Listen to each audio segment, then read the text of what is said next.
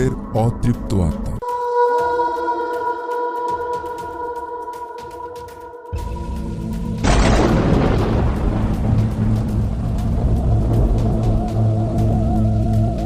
ঠিক এইরকমই একটা দিন ছিল।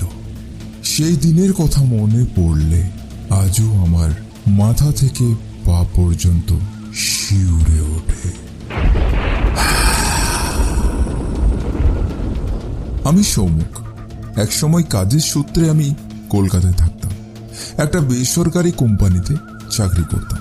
মাঝে মাঝে কাজের সূত্রে অফিস থেকে দূর দূরান্তে পাঠাতো আমাকে, কখনো আসানসোল, কখনো বর্ধমান, তো কখনো পানাগড় ইত্যাদি ইত্যাদি জায়গাতে। তখন সবে মাত্র জয়েন করেছি। অফিস থেকে বলল পানাগড় যেতে হবে। সৌমুখ, তোমাকে একটা জায়গা যেতে হবে। কোথায় স্যার? এই ফাইলটা নিয়ে তোমাকে পানাগড়ে আমাদের গ্রামীণ ব্রাঞ্চ অফিসে যেতে হবে। Okay sir. তবে হ্যাঁ, সাবধানে যেও। ওখানে সবকিছু ব্যবস্থা করে দেওয়া আছে। গেস্ট হাউসে থাকবে, ওখানে একজন পাহারাদার রাখা আছে। আশা করি তোমার কোনো সমস্যা হবে না। আর সাবধানে থাকবে, জায়গাটা ভালো নয়। সবকিছু ঠিকঠাকই ছিল, কিন্তু বসের এই শেষ কথাটা, সাবধানে থাকবে, জায়গাটা ভালো নয়, এই কথাটাই যেন মনটা খারাপ করে দিল। কথাটা শুনে মনের মধ্যে কেমন যেন একটা শিহরণ জাগলো, ভয় লাগলো। যাই হোক, পরের দিন বসের কথা মতো দুপুরে ট্রেন ধরে রওনা দিলাম পানাগড়ের উদ্দেশ্যে। জায়গাটা আমার কাছে একদম নতুন। কতক্ষণ লাগবে সেটা ঠিক জানি না, তবে ট্রেনের মধ্যে বসে এই মেঘলা আবহাওয়াকে দেখতে বেশ ভালোই লাগছে।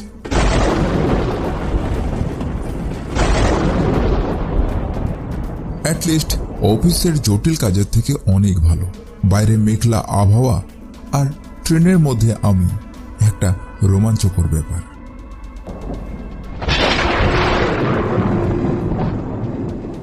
প্রায় বিকেল 5টার দিকে পানাগড় স্টেশনে এসে ট্রেন থামল।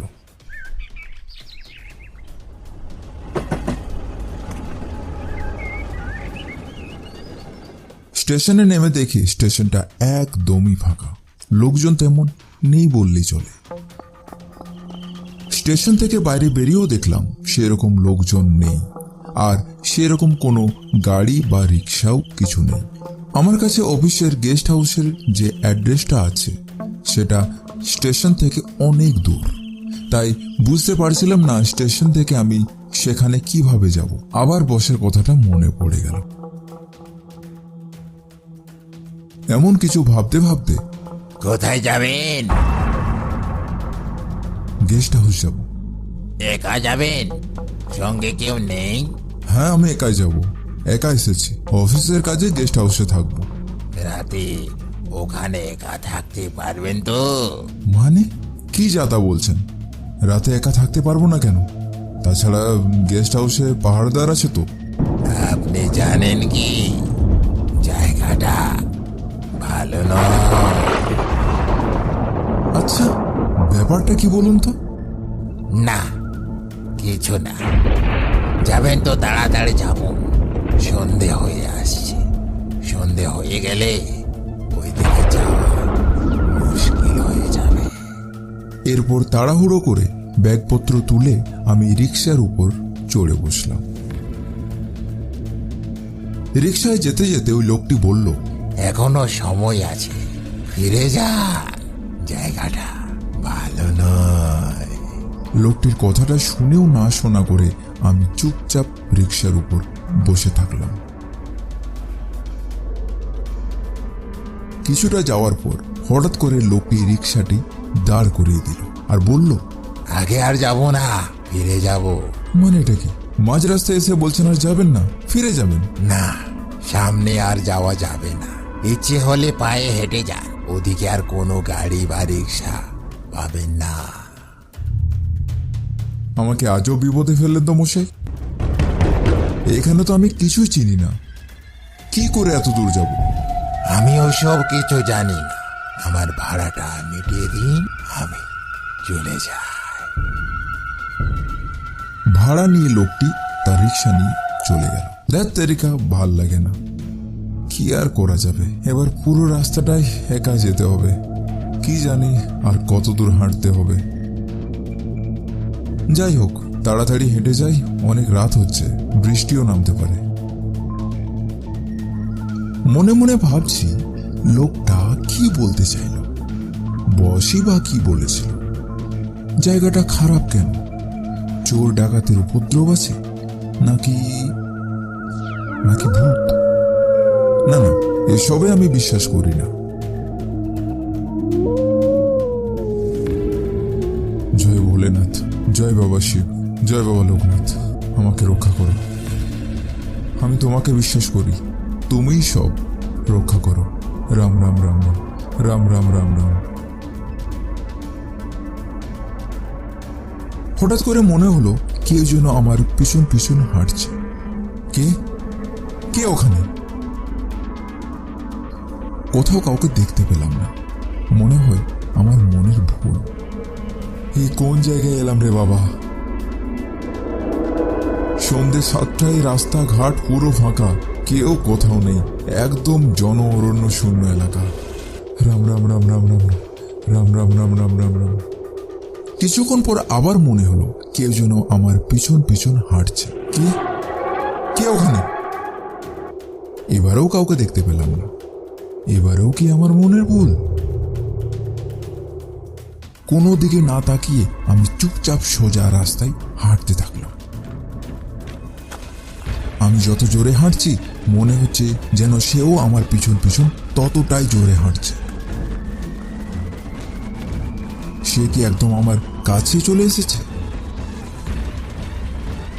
দৌড়াতে দৌড়াতে আমি যেন ক্লান্ত, আমার পা যেন আর চলছে না। কেউ যেন আমার পা দুটোকে টেনে ধরেছে, আমি দৌড়াতে পারছি না। পিছনে যে রয়েছে সে যেন এবার আমাকে ধরেই ফেলবে, আমি আর পারছি না। বাঁচাও!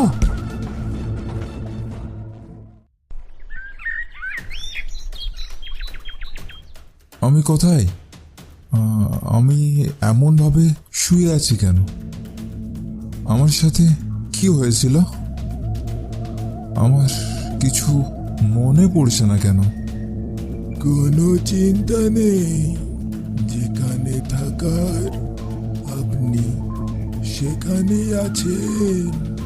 আর আপনি কে? আমি এই গেস্ট হাউসের পাহারাদার। উফ, মাথাটা কেমন যেন ঝিমঝিম করছে, কিছুই ভালো লাগছে না।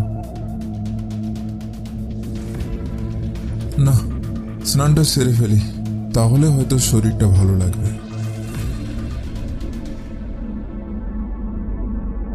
দারোয়ান, ও দারোয়ান, দারোয়ান, নল দিয়ে জল পড়ছে না কেন? দারোয়ান, ও দারোয়ান, দারোয়ান। যা বেটা, শুনতে পাচ্ছে না নাকি? উফ, আমি গিয়ে দেখে আসি। দরজা ছিটকানিতে হাত দিয়ে দরজাটা খুলতে যাচ্ছি, কিন্তু দরজাটা খুলছে না। অনেকবার টানা হ্যাচড়া ঠোকাঠুকি করলাম, তাতেও কিন্তু কোনো কাজ হলো না। এবার আমি ভয় পেয়ে গেলাম। কেমন জানি ভেতর থেকে একটা ভয় লাগছে।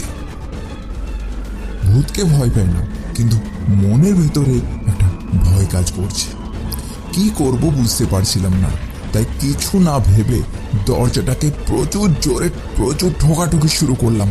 তারপর দরজা খুলতেই দারোয়ান এসে হাজির। হঠাৎ করে ও সামনে এসে যাওয়াতে আমি চমকে গেলাম, প্রচুর ভয় পেয়ে গেলাম। ভূতকে কখনো সামনে দেখিনি, কিন্তু কেন জানি না ওকেই দেখে মনে হলো আস্ত একটা ভূত।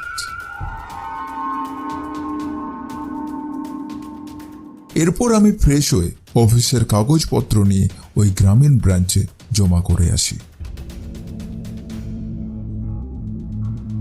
ইস, ফিরতে অনেক লেট হয়ে গেল। মনে হচ্ছে আজকে রাতটা এখানেই কাটাতে হবে। অফিস থেকে গেস্ট হাউসে ফিরে এসে দেখি গেস্ট হাউসের ভেতর অন্ধকার। বার কয়েক পাহারাদারকে ডাকলাম। দারোয়ান, ও দারোয়ান, কিন্তু সাড়া পেলাম না। কোথায় যে গেছে বাবা কে জানে। যেই ঘরে ঢুকতে যাব তখনই আবার আমার মনে আতঙ্ক সৃষ্টি হলো।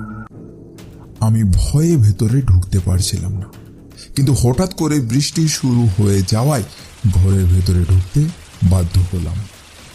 যেই না ঘরের ভেতরে ঢুকেছি তখনই ঘরের মেইন দরজাটা বন্ধ হয়ে গেল।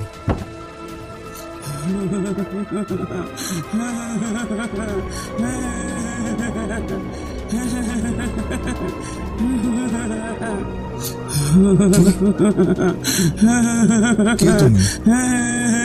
তোমার কি চাই? তুমি এভাবে কাঁদছো কেন?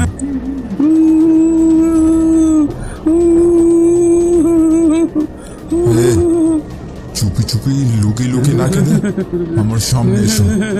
যা বলার আমার সামনে এসে বলো।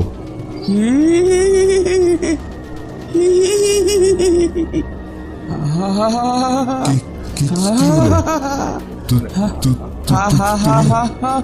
হাসছো যে? হাসছো কেন?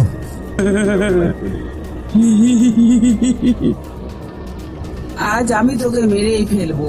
তোকে মারলে আমার সমস্ত প্রতিশোধ মিটবে। প্রতিশোধ? প্রতিশোধ মানে? আমি কি করেছি যে আমাকে মারবে? সে অনেকদিন আগের ঘটনা। তোর অফিসের বসের সাথে আমি এই গেস্ট হাউসে এসেছিলাম। তোর অফিসের বস আমাকে মেরে দিয়েছে, আমাকে খুন করেছে। তার প্রতিশোধ আজ আমি নেব, ওকে মেরে। না না না না, আমাকে ছেড়ে দাও। আমি আর কিছুই জানি না। সত্যি বলছি, তুমি যা চাইবে আমি তাই করবো, কিন্তু আমাকে ছেড়ে দাও। আমাকে মেরো না। আমার কিছু চাই না, আমি শুধু তোকে মারতে চাই। তোদের অফিস থেকে যে আসবে আমি তাকেই মেরে ফেলবো। তোদেরকে মারলেই আমার আত্মার শান্তি হবে। এই অবস্থায় আমি কিছু না ভেবে দরজার দিকে ছুটতে শুরু করলাম। দরজা খুলছিল না, বাইরে প্রচন্ড হাওয়ার বেগ, আর এইদিকে ভেতরে ওই মেয়েটি কোন রকমে টানা হ্যাঁচড়া করতে করতে দরজাটা খোলার চেষ্টা করছে, আর এইদিকে ভূতটি আমার দিকে এগিয়ে আসছে আমাকে মারার জন্য। ভয়ে আমার গলা শুকিয়ে আসছে, মনে হচ্ছে আমি এই মরে যাব, আর মনে মনে ঠাকুরকে ডাকছি, জয় মহামৃত্যুঞ্জয়, হে মা, হে ঠাকুর আমাকে রক্ষা করো, হে বাবা লোকনাথ। হঠাৎ করে দরজাটা খুলে গেল। তারপর কোনো কিছু না ভেবে আমি টানা ছুটতে শুরু করলাম। ছুটতে ছুটতে পানাগড় স্টেশনে পৌঁছে গেলাম। স্টেশনে পৌঁছাতেই আমার চারিদিক অন্ধকার হয়ে এলো। তারপর আমার কিছু মনে নেই, মনে হয় আমি অজ্ঞান হয়ে গেছিলাম। পরের দিন সকালে ট্রেন ধরে কলকাতায় ফিরে আসি। গল্পটি ভালো লাগলে ভিডিওতে একটি লাইক ও চ্যানেলটি সাবস্ক্রাইব করুন। এই রকম আরও গল্প শোনার জন্য ধন্যবাদ।